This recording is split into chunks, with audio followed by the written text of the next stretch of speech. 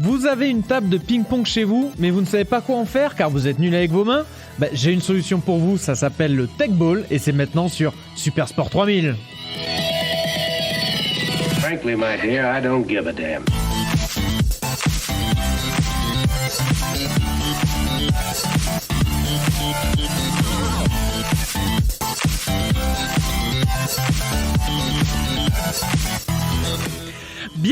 Bienvenue sur Super Sport 3000. Salut Nico, salut Seb. Salut. Ah, j'ai les deux guignols en face de moi là. C'est incroyable. Vous avez pas l'image, c'est dommage. On fait des guignols. Non, c'est pas si dommage que ça. Non, clairement pas. Alors voilà, de quoi on va parler aujourd'hui? On va parler de Tech Ball. Est-ce que ça vous parle le Tech Ball? Pas du tout. Et ben voilà. Moi, ça me parle. Hein? Moi, ça me parle. Non, tu disais non, ça tu dis avant non, l'enregistrement. tu Ça me parle. J'allais bien de regarder l'image. Ça me parle complètement. Voilà, Ouais, exactement. d'accord. Parce que voilà, le nom Tech Ball, peut-être ça vous dit rien, mais vous l'avez certainement déjà vu. Si vous suivez des équipes de foot, si vous avez déjà regardé peut-être des entraînements, vous l'avez peut-être déjà vu. En fait, souvent ça joue à 4 joueurs, 2v2, ça peut jouer en 1v1, qui vont jouer en fait. Ça doit être dur. Ouais, ça peut être un peu compliqué, qui vont jouer au foot sur une table de ping-pong. Mais littéralement, c'est un peu ça le jeu. Si tu prends une table de ping-pong et un ballon de foot et tu te fais, tu te fais des échanges. Tu t'enlèves un peu le filet. Vite fait. Exactement. J'imagine que tu n'es pas debout sur la table de ping-pong. Voilà, on va y venir. On va déjà dans les règles un peu pointilleuses, mais tout à fait. En fait, j'imagine que c'est pas une balle de ping-pong. Non, c'est très compliqué. Sinon, en plus, ça s'envole très vite. Donc, avant de parler de Tech Ball, on va parler peut-être du grand frère du Tech Ball. C'est le tennis ballon. Ouais. Le tennis ballon, oui. Voilà, on en a ça aussi, on a peut-être déjà fait. Le tennis ballon, en fait, c'est jouer en fait au foot sur un terrain de tennis. C'est pareil, ça joue entre 1 et 4 joueurs, enfin 4 contre 4 sur un terrain de tennis. Le but du jeu, c'est un mélange entre le foot et avec les règles du tennis et du volley en fait. D'accord. Donc déjà le tennis ballon, j'en parle rapidement, ça date quand même des années 1900. Hein, il y a des Tchèques, c'est des Tchèques qui utilisaient un ballon de foot et voilà, avec les règles du tennis et du volley, ont un peu mixé tout ça et qu'on mettait le tennis ballon. Ça a donné naissance au footnet véritablement dans les années 40. Ouais. C'est où là il y a eu les règles qui ont été vraiment définies, etc. Et c'est arrivé en 1943. Du coup, en France, c'est importé de l'Est justement par Albert Batteux, un joueur du Stade de Reims. Qui justement voyait dans le tennis ballon un bon exercice d'entraînement pour le foot quoi. À l'époque où tu avais des Reims Real Madrid en finale de Champions League. Exactement, les fameux. Et c'est pour ça que maintenant donc le Tech Ball, c'est un peu le petit frère de ce tennis ballon sur une table de ping-pong par contre. Et donc du coup, le Tech Ball, c'est un peu plus récent. Ça a été inventé en 2012 exactement. C'est très récent. C'est très récent. Mais j'ai l'impression que c'est énormément en vogue tout ce qui tourne autour des tables de ping-pong. Et j'ai vu encore un sport, on en parlera peut-être récemment, où ils jouent au ping-pong sous le filet. Genre, t'as une espèce t'as une table de ping-pong qui est incurvée, mais incurvée en mode dans l'autre sens que le Tech Ball, en U, et avec un petit passage sous le filet. Et les mecs jouent sous le filet. Alors j'ai pas compris le. Ah bon, alors ça je serais curieux qu'on on y discute de viendra. ça. Mais t'as plein de sports, j'ai l'impression, avec des tables de ping-pong qui se développent. Donc voilà, donc ça a été inventé en 2012 par deux Hongrois, Gabor Borzani, ancien joueur de football professionnel lui aussi, et Victor Huzar, un informaticien. Et justement notre ami Gabor jouait souvent au foot sur sa table de ping-pong avec ses fils, avec ses amis. Mais le problème, il y avait un petit problème. Parce que quand tu joues au foot, si tu essaies de faire ça, en fait, tu jongles et tu tapes, t'envoies la balle de l'autre côté du filet. Il y avait beaucoup d'actions où la balle, elle rebondissait sur la table, en fait. Elle s'arrêtait sur la table. Si tu faisais une balle un peu molle, elle venait mourir sur la table. Ah bah oui, tout à fait. Donc c'était un peu, ça relevait un peu le fun. Qui accueille le rebond. C'est ça, déjà, la table rebondit mal. C'est plat. Donc si tu fais une balle molle, elle va mourir sur la table, enfin assez souvent. Donc en fait, il a eu l'idée de pencher la table, histoire qu'elle soit vraiment incurvée. C'est comme si vous prenez une table de ping-pong et vous abaissez vraiment les bords de la table. Donc du coup, de chaque part du filet. En inverse en arc de cercle. Voilà, d'un U. En arc de cercle avec le filet le plus haut possible. Du coup, ouais, d'accord. Au sommet. Et du coup, ce qui fait que dès que la balle, t'envoies une balle en l'air très haute, quand elle va rebondir, naturellement, elle va revenir vers les joueurs, en fait. Ah bah oui, d'accord. C'est quasiment impossible que la balle elle fasse un double rebond sur la table. Oui, d'accord. On va le rebondir, ça va la faire. Elle se fait chasser avec le rebond. Au départ, en fait, j'ai cru que c'était pour accélérer le jeu, qu'ils avaient incurvé pour accélérer le jeu. Non, c'est vraiment pour, en fait, que ce soit jouable, pour éviter ce genre de faute où ça rebondisse. Donc, c'est pour ça, déjà, que la table a été incurvée. Et il n'y a pas de filet, du coup. Si. Il y a un filet, okay. Mais voilà, il y a un filet. Il n'y a pas un filet de ping-pong. Je me suis dit aussi, j'ai vu sur une action où oui, le parce mec... que si c'est un filet de ping-pong, autant pas le mettre. Hein. Exactement. Franchement. Et j'ai vu une action, en fait, on verra plus tard, où le mec a tapé dans le filet, la balle a rebondi à l'autre bout du stade, et après, tu vois le ralenti, en fait, c'est un filet en verre, c'est en dur. Ah oui, d'accord. Le filet, il est en dur. Voilà. Donc après, ils mettent une vitre maintenant pour faire des balles de tech-ball un peu jolies. Mais voilà, donc c'est un filet en dur, comme un filet de ping-pong de la même hauteur, mais en dur, histoire que si tu tapes dedans, ça rebondisse vraiment. Donc en plus, du coup, si tu tapes dans le filet, il y a de fortes chances que ce soit faute, à moins que ça fasse filet plus terrain, vu que c'est en dur, quand tu tapes sur le filet, ça va rebondir dehors en général, et donc c'est une faute. Donc voilà, notre ami Gabor, là, il a commencé en 2012, sur son idée, je vais faire ça, il a mis 2 ans. Il a sorti la première table de tech-ball, elle est sortie en 2014. Et c'est devenu un sport officiel, justement, à Budapest, quelques années après, en 2016, avec Ronaldinho en guest ambassadeur. Et je pense que c'est les premières images qu'on a vues du tech-ball, c'était ça, hein, c'était en 2016, avec Ronaldinho qui jouait sur une table. Donc c'est quelque chose qui marche très bien, donc du coup, dans les pays de l'Est, au Brésil aussi, on voit pas mal d'équipes brésiliennes qui jouent bien. C'est les nations du foot qui s'approprient ça, en fait ? Oui, complètement. Comme je dis, là, on le voit, tu vois des entraînements de l'équipe de France où ils jouent à ça. D'accord, littéralement, ils ont leur petite table de tech-ball. C'est un mélange avec le volley, c'est-à-dire que tu as les deux joueurs, ils vont devoir contrôler, se faire une passe, taper de la tête, donc ça te fait travailler le contrôle. Le jeu court, petit. C'est comme une brésilienne quand tu t'amuses à jongler avec tes potes, sauf que là, tu as un filet et une table. C'est vraiment comme une brésilienne, mais avec un terrain au milieu, quoi. Pour expliquer un peu les règles, c'est pas très compliqué. Donc déjà, avec quoi ça se joue ? Ça joue avec un ballon de foot classique, hein, taille 5, vrai ballon de foot. Une table de tech ball, une table tech, que ça s'appelle réglementaire, c'est 3 mètres de long et 1,70 m de large. C'est un peu plus grand qu'une table de ping-pong. Oui, 3 quand même. 3 mètres, 1,70 m au lieu de 2,74 m, 1,52 m. Pour une vraie. Oui, donc un tout petit peu plus grand, quand même. Ouais. Un peu plus grand. Qu'un terrain de handball. Beaucoup plus petit qu'un terrain de handball.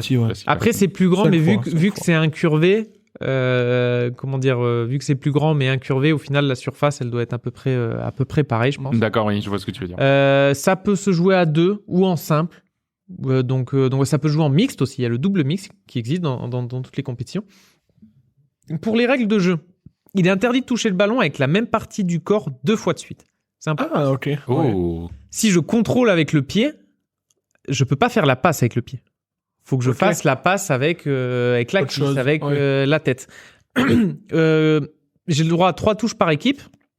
Si je suis tout seul, je l'ai fait moi tout seul. Mais déjà, si je suis tout seul, c'est-à-dire que c'est pied, genou, pied. Ah oui, et pied. Tu vois. Si on joue à 2, faut qu'au moins les 2 joueurs les touchent.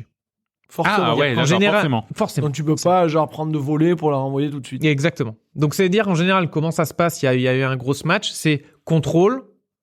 Après je fais une passe et après le troisième là en général il finit. La majorité des actions ça se passe comme ça. Deuxième règle ultra importante et je trouve qu'il fait tout le charme de ce sport. Il est interdit de renvoyer le ballon avec la même partie du corps 2 fois de suite. J'explique. Ah énorme. Si j'ai tapé avec le pied, le coup suivant, je pourrais pas utiliser le pied. Ah oui. Je pourrais pas utiliser le pied pour finir le point. Oui, d'accord. Tu pourras l'utiliser pour faire des contrôles et des passes. Exactement. Pour la renvoyer, tu pourras pas utiliser 2 fois. Okay, exactement. Donc en général, le pied, c'est que t'es le plus fort. Si t'as fait un gros match, derrière, tu pourrais utiliser ta tête, ta poitrine, ton genou. Mais tu pourras pas mettre une grosse minace. Et du coup, le mec en face, en plus, il le sait. Donc il sait que là, il va me faire un coup peut-être un peu plus amorti. Donc il se place différemment en face. Exactement. Et pareil, je comprenais pas pourquoi il servait avec la tête.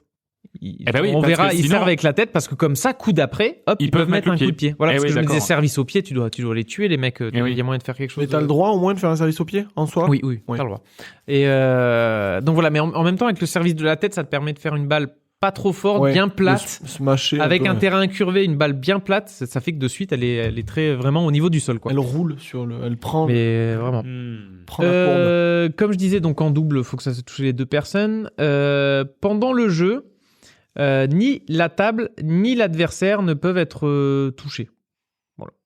C'est-à-dire que j'avais vu des vidéos. Un joueur ne peut pas aller toucher la balle. Il peut toucher le terrain. La table. Exactement. J'avais vu des matchs peut-être avant où je sais pas, c'est peut-être des universitaires qui s'amusaient sur une table de ping-pong. Mais eux vraiment ils posaient les mains, tu vois, sur la table pour les mettre une tête. Non, là t'as pas le droit. T'as pas le droit de toucher. Donc faut rester à une certaine distance. Ça se joue comme du volley, comme je disais, c'est un mélange de tennis et de volley. Donc c'est un match, c'est 3-7 en 12 points. D'accord, Ok, Voilà, un peu comme du volley. Il n'y a pas de points d'écart, c'est premier à 12 points. Comme le fistball. Exactement. Il y a un deuxième service. Du coup, on en a parlé Ah bah tout oui. à l'heure. Il y a un deuxième service. Tu peux faire une faute. Est-ce que le deuxième service, tu dois Le de faire faire d'une d'une manière partie différente, différente non, du je pense corps. pas. Tu fais 2 têtes, non, c'est quand même. Voilà. Et les joueurs équipes changent de service après 4 points. Ok. C'est-à-dire que c'est pas service gagnant ou service perdant, c'est tous les 4 points tu joues. C'est un vrai avantage d'être au service. Pas vraiment, parce que c'est un peu comme au volley. T'exposes, ouais. C'est ça, s'il y a un bon service, oui, mais par contre derrière, en général, les gens, ils ont quand même une balle d'attaque. Donc voilà, c'est ce qu'on va voir. On va voir dans un match. J'ai pris un match. Les matchs les plus intéressants, je trouve, c'est en double. Ouais, bah oui, carrément. Ouais. Parce que justement, ça permet la passe, etc. La personne peut se placer. Déjà en 1, c'est très impressionnant. Et j'ai vu beaucoup de parallèles avec le Sepak Takraw qu'on a parlé à 2-3 épisodes précédents, où justement les mecs vont t'envoyer le pied en l'air, mais voilà, au-dessus de la tête pour aller vraiment abattre la balle. Et justement, tu as des équipes thaïlandaises qui viennent du Sepak, c'est sûr, et qui justement envoient des gros retournés acrobatiques à 1 mètre du filet. Et voilà, j'ai pas parlé, il y a aussi le terrain qui fait 16 mètres de long. Parce qu'en fait, il y a la table, mais par contre, il y a le terrain est réglementaire. Hein. C'est 16 mètres de long, 7 mètres de large, je sais plus, un truc là, dans on le se genre. rapproche d'un terrain de hand. Ouais, voilà, oui, carrément. 2 fois plus petit, à peu près. Parce Mais que oui, justement, mais quand même. sur des frappes un peu fortes, faut imaginer que la balle, elle part, ils vont la chercher 5-10 mètres derrière eux, quoi. Et c'est super impressionnant, ça joue vite, c'est technique, c'est voilà. Ouais, ben ça fait envie. Tout à fait. Et puis c'est vrai que quand tu regardes pour regarder souvent le foot, tu les vois souvent jouer à des petits jeux de ballon, c'est souvent soit du tennis ballon sur des petites surfaces, soit ce jeu-là, le tech ball. Mais c'est des jeux qui favorisent la technique. Du coup, c'est des jeux qui sont intéressants. Les figures, quoi, presque. Ouais. Non, mais quand les joueurs de foot ils jouent, donc ça a un côté très ludique déjà évidemment, mais en plus, ça a un vrai effort sur la technique à faire, le bon contrôle pour pas qu'elle parte trop loin, la bonne passe parce que t'es dans des petites zones. Ça va peut-être pas génial pour ça va peut-être pas t'entraîner au tir. On en a fait avec Seb du tennis ballon, on faisait tout le temps, on avait un terrain de tennis, on jouait dessus au foot, mais c'est surtout au niveau du contrôle, comme tu dis, dire savoir contrôler le ballon pour pouvoir le repasser à des distances courtes, c'est vraiment c'est un bon je pense entraînement, ouais. Un bon entraînement pour les joueurs, quoi. Et qu'est-ce que ça donne en termes de championnat, en termes de du coup, c'est relativement récent. Donc, qu'est-ce qu'il y a c'est relativement bien développé, en fait. Hein. Il y a des championnats, donc du coup, de tech ball, la Fédération internationale de tech ball, la FITech.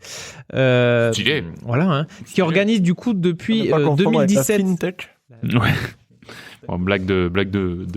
Blague d'informaticien. On est informaticien. Windows 80. La toile d'ordinateur.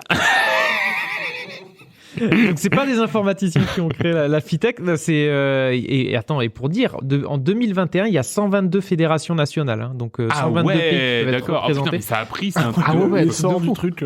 Ah ouais. Mais je pense il y a un gros budget marketing, comme quand t'as Ronaldinho en tant qu'ambassadeur, tu as un sale budget marketing. Tous les sites où je suis allé, les vidéos, je les vois sur YouTube. T'as toutes les compétitions championnats du monde, c'est toutes les vidéos bien cadrées sur YouTube. C'est des stades entiers qui sont remplis.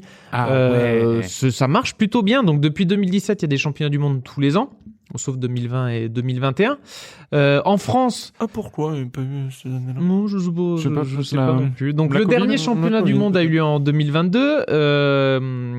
Et en France aussi, c'est plutôt pas mal développé. Il y a l'association, donc Fédération nationale de tech ball, fondée en avril 2018, la FNETEC.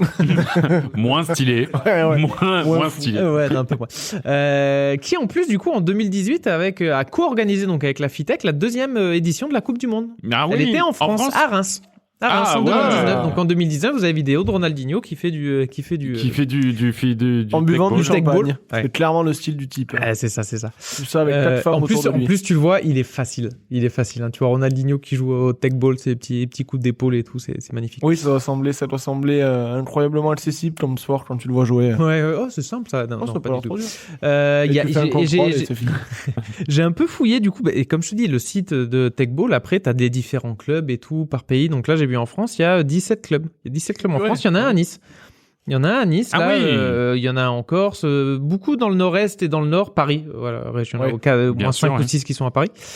toute la côte ouest de la France, non. Ils jouent pas trop au take-ball là-bas. Les Bretons, ils sont pas tellement. Non, ils sont pas. Je me dis, il y a peut-être un club en Bretagne. Ils sont pas très foot, les Bretons. Ouais, ils sont pas non. très foot. Ouais, non, c'est pas très bon au foot. Ils font du. C'était quoi avec le gros ballon? Le kinball. Ils font du gros. Ouais, ils font du kinball. Ouais. Ils préfèrent tout ce qui est le gros ballon. Voilà. Les ballons normaux, ils ont pas trop à en faire. Ouais. Et donc, du coup, c'est quoi les grandes nations? Alors, du coup, le Brésil, moi, je dirais comme ça. Eh ben, pas tant que ça au final. Les Portugais, tiens. Ben non, c'est les Hongrois. L'Europe de l'Est. C'est les Hongrois, les Tchèques, les Roumains. Du coup, vu que ça a été créé là-bas, les pays asiates, du coup, qui faisaient du. Bah, en fait, j'ai vu un match avec des Thaïlandais. Ils doivent tout éclater. Et non, ils ont le double homme. Ils ont été champions du monde en 2018, mais ils écrasent pas tout. C'est beaucoup la Hongrie et le Brésil. Au final, le Brésil se classe quand même bien, mais c'est pas forcément eux qui écrasent. J'aurais aussi. Ouais. Et d'ailleurs, on va aller voir la finale de la Coupe du Monde 2022 qui se passe à Nuremberg en Allemagne. Là, donc la finale mixte. D'accord, donc ça se joue en mixte, c'est chouette. C'est ça, ça se joue en mixte entre le Brésil et la Hongrie, sachant que la Hongrie a gagné le premier set. Ouais, c'est quoi les scores? C'est comme au tennis de table? C'est comme au volley, Donc là, il y a un set à 0 pour la Hongrie. Deuxième set. La Hongrie est en train de gagner 11-9. Non, 19. 11... Ah ouais. La Hongrie est en train de gagner 19. Donc il reste juste 2 ou 3 points pour le gain du match. Et c'est le Brésil qui est au service de la tête normalement. Ah ouais, dis donc, ils sont pas à côté de la table. Hein. Mauvais faute. Service. Non. L'arbitre était pas prêt. Ah, il y a une marque au sol, j'imagine que c'est la marque de service. De service, exactement. D'accord, ok. Donc service de la tête de nos amis brésiliens. Et c'est parti. Bonne réception de la Hongrie. Oh, ce match de la tête du Hongrois. Ce match de la tête, c'est pas dégueulasse, ce match de la tête. Hein. Brésilienne qui a dû pousser de la poitrine. Oh, le smash. Oh, C'est défendu. Des jeux du Brésilien. De la tête, du coup. Ah oui, c'est des jolies têtes qui viennent. Le smash du Brésilien, mais encore avec le pied retourné, ouais. Le Hongrois qui est allé la chercher assez loin, c'est filé. Il a cherché l'amorti derrière. Le petit amorti de la cuisse. Mais voilà. Oh, dis donc, ça chauffe. Il y a une ambiance de fou à Nuremberg. Il est chaud. Donc là, le Brésil est en train de gagner 11-10, balle de 7. Balle de 7 pour le Brésil pour égaliser à 1-7 partout. Très beau contrôle, il a sauvé une balle. Ouais, il a sauvé, ouais. Dis donc, c'est pas mal en termes de spectaculaire aussi. Voilà. Hein. Du coup, on a vu, là, ça rebondit sur le filet, donc c'est sorti. C'est quasiment impossible que ça passe. Service du Brésilien. Oh, le Hongrois, magnifique. Oh la vache! Je l'ai même pas vu toucher. Et là, il y a une superbe passe de la Hongroise. Et il faut voir le Hongrois. Donc la Hongroise, alors le Brésilien qui fait une tête sur la Hongroise, qui fait une petite réception pas dégueulasse. Et le Hongrois qui se l'envoie en l'air avec la cuisse. Et qui derrière se fait un coup de pied retourné sur la table, mon pote. Celui-là, tu le prends dans les dents, tu en perds. Parce que justement, il ne pouvait pas se l'envoyer avec le pied. Donc il se l'est envoyé avec la cuisse pour taper. Taper avec le pied, pour avoir les deux touches différentes. C'est très très bien. Donc la Hongrie, maintenant, qui a un balle de match. Balle de match. Et c'est fait? Si. Match sur un let. Terrible, la balle. Ça a touché le filet et ça a pris la courbe de la table et du coup ça a roulé dessus. Exactement, filet plus rebond plus la balle qui meurt. Et on voit le Brésilien d'un fair play incroyable. Le Hongrois était désolé. Mais oui. D'avoir limite gagné sur ça. C'est des images qui font plaisir parce que le Hongrois il était trop deg. Il s'est dit putain c'est pas le coup de la finale quoi. J'ai jamais vu un tel fair play. Le Brésilien qui prend ça avec un sourire, putain bravo et tout. Et voilà, donc c'est terrible. Une balle de match qui se gagne sur... En fait, le Hongrois a voulu faire un petit amorti, filet, plus une balle qui meurt. On va revoir cette action, c'est terrible. Et autant le premier set avait été à sens unique presque, le 12-6. Là, ouais, mon Dieu. Autant là, le 12-11 a quand même été très très disputé. Hein. Et pour finir là-dessus, c'est vrai que c'est dommage. C'était des très beaux points. Je suis allé voir quand même un petit point de règle sur le let. Si tu touches le filet et que la balle rebondit 3 fois sur la table, c'est une faute. C'est une faute. Ah oui, sauf que là, elle a roulé. Donc en fait, j'ai regardé 3 fois la vidéo, elle a rebondi 2 fois et après elle a tombé par terre. Mais quand elle a rebondi 2 fois... je voyais même pas qu'elle avait rebondi. Pour moi, elle a roulé aussi, mais parce que l'angle de caméra fait qu'on voit rien. C'est pour ça qu'en fait, le commentateur disait en fait, ça va se rejouer. Et en fait, non, le Brésilien, non, ça a touché 2 fois. Parce que c'était rejoué, c'est pas faute. Si ça avait rebondi 3 fois... C'était faute et 7. C'est un let, c'est un let. On remet la balle en jeu.